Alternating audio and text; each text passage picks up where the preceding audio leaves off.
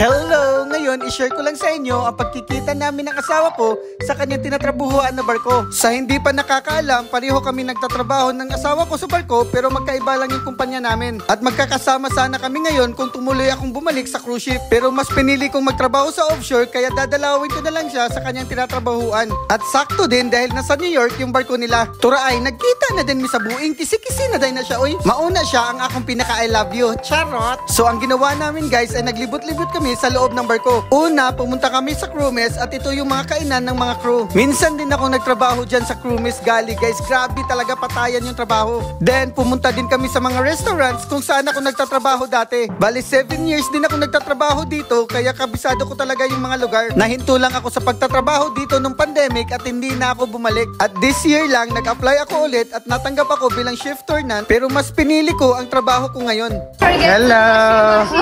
Happy! Welcome on board, mga kababayan ko!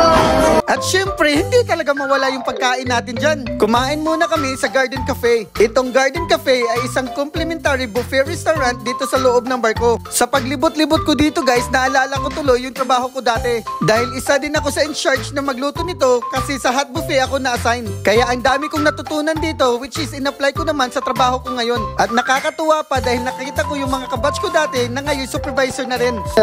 Walit, shout out taga Bagakay.